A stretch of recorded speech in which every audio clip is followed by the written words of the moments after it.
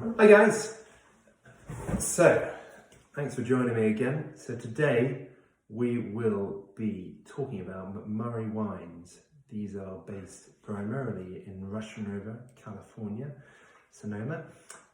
One of the wines is from Central Coast. It's a lovely day out there. I was going to do it outside this video, but unfortunately it's extremely windy, so I'd be worried that you wouldn't be able to hear me. But we've got some lovely wines here, and I'm going to take you on a little whistle-top tour of California, or of Russian River. So, MacMurray. What do we know about MacMurray?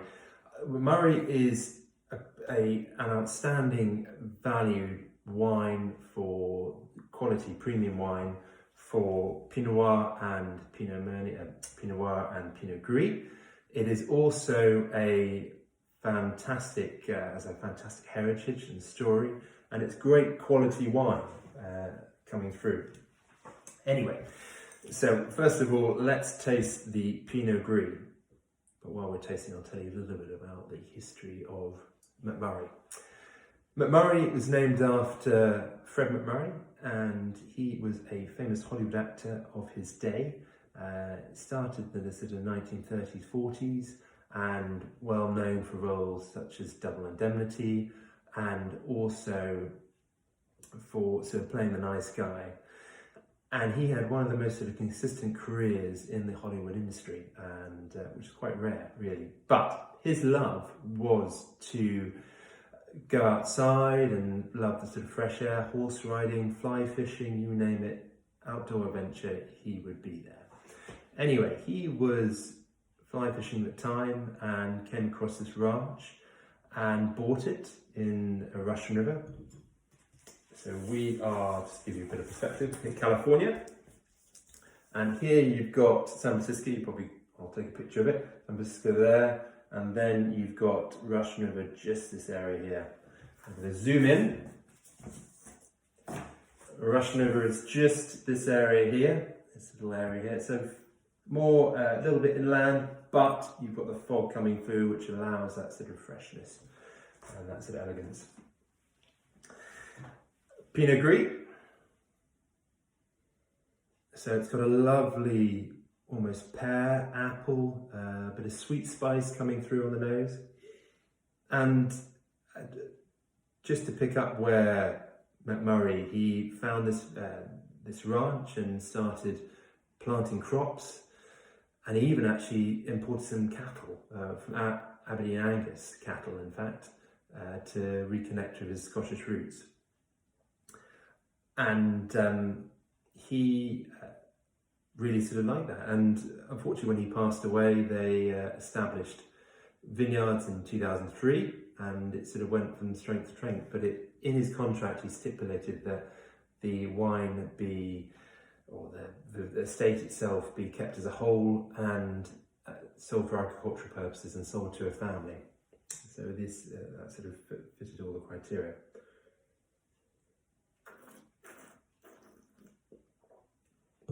This Pinot Gris has that sort of freshness coming through. What's interesting about it is it's got two different vineyards.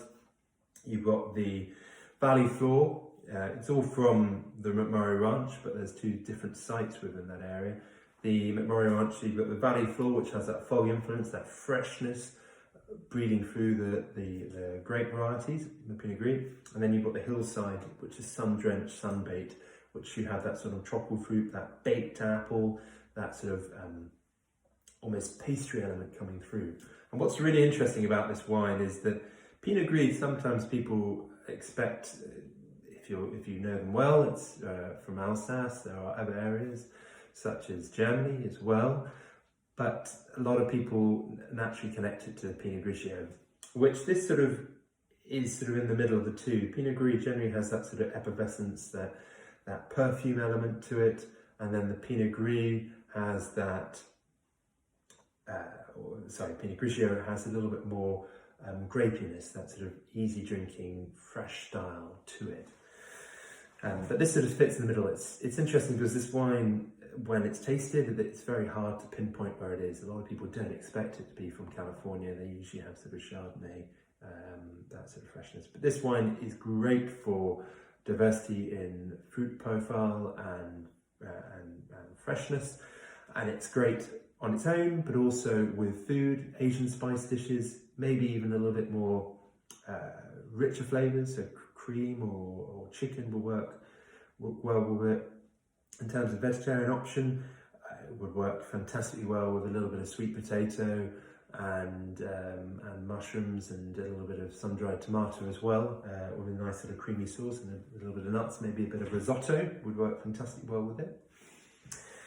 Anyway, on to the next wine. These wines I'll mention where they're from in the link below, but there'll be, let's try and sort of link, but they're sort of, generally the wines are Great Western Wine, also the Wine app, which is London-based, and My Somme as well. So on to Central Coast. So Central Coast, we're jumping down to this area here. You've got San Francisco just there, and the Central Coast is just here. Monterey Bay is where this wine is from. So actually Olson Ranch is the main area. And what's so fascinating about this area is that it's not only beautiful and it's a great drive. Whenever I do tastings, a lot of people say, "Oh, I've been there. It's fantastic. It's a beautiful place."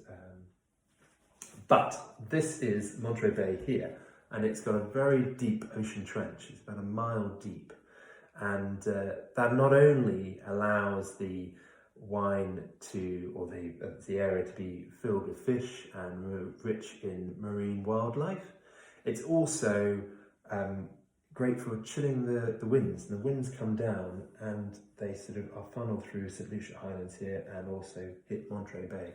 They can be so strong, they're called howlers, and the strength of them almost sort of makes the vines curl up in style and stops the photosynthesis entirely. It's a area which is very beautiful and produces a great sort of diurnal range as well. So you've got cool nights, warm days. Great for Pinot Noir, which loves the cool climate. Central Coast is generally a little bit warmer than Russian River, just because it's a little bit further south down, but you've still got that fog influence and that freshness coming through. Let's have a taste. So immediately you've got that plum, almost oak and smoke. That sort of, it's always reminiscent of sort of a country fire coming into a nice old house with that country fire coming through from a sort of a wet walk, and that sort of, that maturity. And what's interesting is this wine only sees a vague small proportion of second usage of oak. The majority is stainless steel. The Pinot Gris is actually 100% stainless steel as well. And what I failed to mention about the Pinot Gris is that it's all stainless steel, and a lot of people think it's got that wild lees aging. It's almost a little bit of touch of oak to it, but it doesn't. It's purely fresh. Anyway, back to the Pinot Noir. But yeah, it's got that inviting style to it. And what's great about this Pinot Noir is it's designed to be drunk on its own, but it's also great with food. And in terms of food matching, I'd probably say lamb worked fantastically well with it. Possibly a sort of lightly grilled beef would work well with it. Let's have a taste.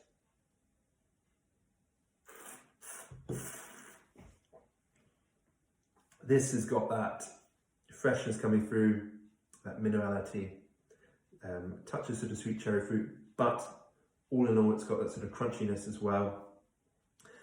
And it's overall a wine which is great, and it's in restaurants when they open in the past, this has often been served by the glass. Because it's such a refreshing wine and also rich in juiciness. These Pinot Noirs are really generous in their fruit character, and that's what's great about California wine. It's got that sort of generosity of fruit and that roundness. So great in temperatures like this, because it's got that freshness and that juiciness as well. Also, in the winter as well, it'll stand up to stronger meats. Now we're on to the final one, on to Russian River itself. So Russian River, just up here, which we mentioned, a little bit more land, and it's defined mainly by where the fog intrusion comes in, by some of the territories. It has been expanded recently, but this is from, I believe, it's from 5 different vineyards, and I won't talk you through all of them, but I'll talk you through a couple of them. So the Del Rayo vineyard is really interesting because it's an old seabed, and it has that freshness coming through, a little bit of warmth as well. So it's got that sort of cherry fruit, that blackberry note to it, and it just gives it a little bit of ripeness in style. Then you've got the Laguna Ranch, which is on the valley floor, which provides that that freshness, that not that minerality, but the forest floor flavours as well. And all these 5 vineyards, each individually sort of impart a different thing, and the percentages change year on year. And it's fascinating to taste and see all these different vineyards and taste them row by row, and then become your own little winemaker for a small duration of time. What I found is my palate was tending to be more towards the richer style, so I tended to go towards more sort of the MacMurray Ranch and the sort of Del Rayo area as well.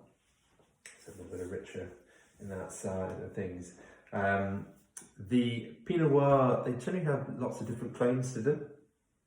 And what's fascinating is that a lot of clones provide different things. I was recently in a presentation, and it was fascinating to learn that it's rather like sort of not putting your eggs all in one basket. So it's making sure that if you have a cold winter and a cold summer, or it's marginal temperatures, that you cover yourself for those different circumstances. Anyway, let's have a smell. So it's a lot more serious in that style. You've got layers of blackberry fruit to it, a little bit of plum, a little bit of spice. Almost that richness coming through, but it's sort of layers and layers of it. The reason why I have these glasses, by the way, is that Pinot Noir is generally a sort of lighter grape, and it allows the wine to almost flow through, and the delicate aromas to sort of flow up in that regard. So there's a lot of talk about different wine glasses, and if you have a lot of wine glasses, then you've got more than me. But I generally tend to try and stick to 2, and they always provide something a bit different.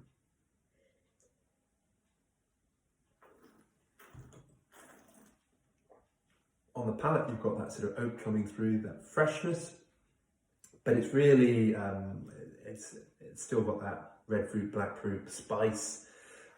There's a lot of layers coming through, and that finish is just phenomenal. It lasts and lasts and lasts and lasts. It shows that true quality and the winemaker's sort of style coming through in that regard. This is around about sort of 8 to 9, 10 months within oak, and it's a mixture of new and second usage oak. Again, this is trying not to overpower the actual varietal characteristics, and it's very different from the Central Coast to the Russian River. The Central Coast has got that sort of richness of fruit to it, and that freshness as well, but it's designed just to be drunk now, whereas the Russian River is from 5 different sites. It's got a superior aging of oak in it, designed to be aged and designed to be matched well with duck, richer sort of meats, game, pheasant would be fantastic. I think that's coming up soon-ish, sort of August time. And in terms of vegetarian options, I would probably put it with almost sort of grilled veg would work fantastically well with it. A little bit of risotto would work fantastically. or something with a sort of a tomato sauce will work well because of the acidity. It sort of pairs very well.